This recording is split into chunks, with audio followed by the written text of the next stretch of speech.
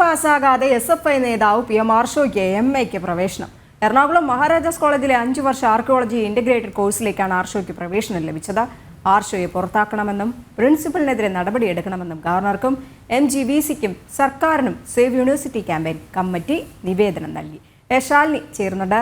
ശാലിനി, ഞാൻ നേരത്തെ പറഞ്ഞിട്ടുണ്ടായിരുന്നു, SFI നേതാവായാൽ ജയിക്കണമെന്നില്ല, പരീക്ഷ എഴുതണമെന്നില്ല. മുൻപ് പല പ്രാവശ്യം നമ്മൾ ഈ ആർഷോയുടെ വാർത്ത തന്നെ കൊടുത്തിട്ടുണ്ടായിരുന്നു.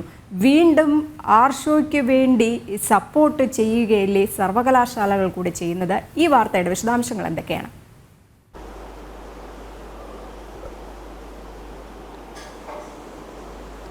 രജനി സൂചിപ്പിച്ചതുപോലെ തന്നെയാണ് മുൻപും സമാനമായി MCOM പരീക്ഷ എഴുതാൻ ശ്രമം നടത്തിയ അല്ലെങ്കിൽ അഡ്മിഷൻ എടുത്ത നിഖിൽ തോമസിന്റെ SFI മുൻ നേതാവിന്റെ വാർത്തകൾ ജനം TV പുറത്തുവിട്ടതാണ്. അത് വലിയ രീതിയിലുള്ള വിവാദങ്ങളിലേക്കും പിന്നീട് അദ്ദേഹത്തിനെ പരീക്ഷയിൽ നിന്നും പൂർണ്ണമായും ഡിബാർ ചെയ്യുന്ന അടക്കമുള്ള നടപടിയിലേക്ക് പോയതുമാണ്. അതിന് സമാനമായൊരു നടപടി തന്നെയാണ് ഇപ്പോൾ SFIയുടെ സംസ്ഥാന സെക്രട്ടറി കൂടിയായിട്ടുള്ള അല്ലെങ്കിൽ സംസ്ഥാന ചുമതലയുള്ള PM ആർഷോയുടെ ഭാഗത്ത് നിന്ന് ഉണ്ടായിട്ടുള്ളത്. BA പരീക്ഷ പാസ്സാകാതെ MA പരീക്ഷയ്ക്ക് അല്ലെങ്കിൽ MAക്ക് ജോയിൻ ചെയ്തു അല്ലെങ്കിൽ അഡ്മിഷൻ എടുത്തു എന്നുള്ളതാണ് ഇപ്പോൾ PM ആർഷോയ്ക്കെതിരായിട്ടുള്ള നടപടി അല്ലെങ്കിൽ വിവാദം എന്നുള്ളതാണ് ഏറ്റവും ശ്രദ്ധേയമായിട്ടുള്ള കാര്യം. അതായത് BA പരീക്ഷ പാസ്സാകാതെയാണ് PM ആർഷോ MA ക്ലാസ്സിൽ പ്രവേശനം നേടിയിട്ടുള്ളത്. ഇന്റഗ്രേറ്റഡ് കോഴ്സാണ്. സർക്കാർ നിയന്ത്രണത്തിലുള്ള ഓട്ടോണമസ് കോളേജായ എറണാകുളത്തെ മഹാരാജാസ് കോളേജിലാണ് 5 വർഷ ആർക്കിയോളജി ഇന്റഗ്രേറ്റഡ് കോഴ്സിൽ അദ്ദേഹം പ്രവേശനം നേടുന്നത്. പ്രവേശനം നേടിയതിനു ശേഷം ബിരുദത്തിന് വേണ്ട 6ാം സെമസ്റ്റർ പാസ്സാകാതെ, അതായത് 3ാം വർഷം പാസ്സാകാതെ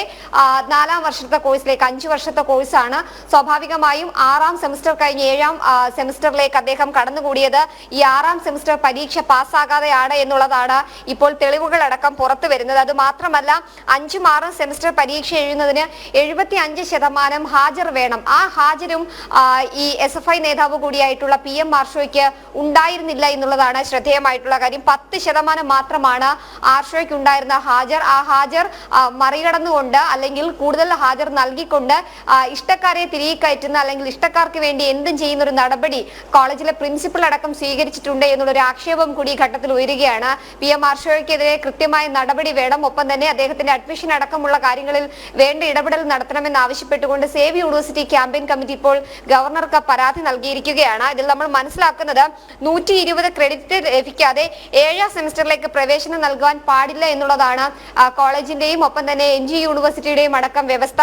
ഈ വ്യവസ്ഥകൾ മറികടന്നുകൊണ്ടാണ് 6ാം സെമസ്റ്റർ പരീക്ഷ പോലും എഴുതാത്ത ആർഷോയ്ക്ക് കോളേജിലെ പ്രിൻസിപ്പലിന്റെ പ്രത്യേക നിർദ്ദേശപ്രകാരം ഈ ഇന്റർഗ്രേറ്റഡ് PG ക്ലാസ്സിൽ പ്രവേശനം നൽകിയത് എന്നുള്ളതാണ് മറ്റൊരു വസ്തുത. അതായത് PM ആർഷോ പലപ്പോഴും കോളേജുകളിൽ എത്താറില്ല. കോളേജിൽ എത്താത്തത് കൊണ്ട് തന്നെ ഇദ്ദേഹം അവിടുത്തെ ഒരു സ്റ്റുഡന്റ് ആണോ എന്നത് അടക്കമുള്ള കാര്യങ്ങൾ അവിടെ മറ്റാർക്കും അറിയുകയുമില്ല. ഒരു ഹാജരില്ലാത്ത KSU നേതാവിനെ പുറത്താക്കി, ഒപ്പം ഹാജരില്ലാത്ത ആർഷോയെ PG ക്ലാസ്സിൽ ഇരുത്തുകയും ചെയ്തു. വഴിവിട്ട പ്രവേശനം മുൻപും മഹാരാജാസ് കോളേജിൽ ഉണ്ടായിട്ടുണ്ടായിരുന്നു, എറണാകുളം മഹാരാജാസ് കോളേജിൽ ഉണ്ടായിട്ടുണ്ടായിരുന്നു. അത് തുടർന്നുകൊണ്ടേയിരിക്കുന്നു. ഒപ്പം ആർഷോയ്ക്ക് അടിയറവ് പറയുകയാണ് പ്രിൻസിപ്പൽ ചെയ്തത് എന്നുകൂടെ നമുക്കിവിടെ പറയേണ്ടിയില്ലേ?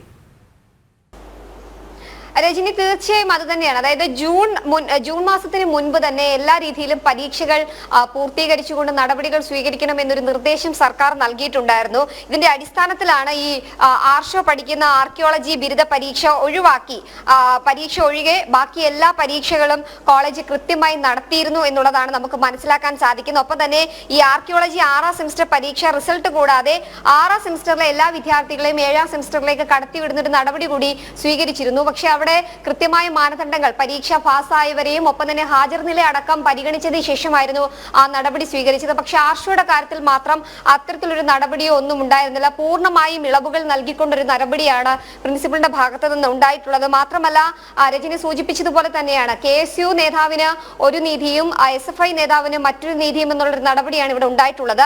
13% മാത്രം ഹാജരുള്ള 2ാം സെമസ്റ്റർ PG വിദ്യാർത്ഥി ഒപ്പം തന്നെ KSUവിന്റെ ഭാരവാഹിയുമായ അമൽ ടോമി സ്വാമി ഹൈക്കോടതി ഉത്തരവടക്കം നേടിക്കൊണ്ട് പരീക്ഷ എഴുതാൻ അനുവാദം മേടിക്കുന്നു. അദ്ദേഹം പരീക്ഷ എഴുതിക്കുന്നു, അല്ലെങ്കിൽ അദ്ദേഹം പരീക്ഷ എഴുതാനുള്ള അനുമതി നൽകുന്നു. പക്ഷേ നിശ്ചിത ശതമാനം ഹാജരില്ലെന്ന പേരിൽ കോളേജിൽ നിന്നും അദ്ദേഹത്തിനെ, പ്രിൻസിപ്പൽ അടക്കമുള്ളവരുടെ ഇടപെടലിന്റെ പശ്ചാത്തലത്തിൽ കൂടിയാണ് അദ്ദേഹത്തിനെ അവിടെ നിന്ന് നീക്കുന്നത് എന്നുള്ളതാണ് നമ്മൾ മനസ്സിലാക്കുന്നത്.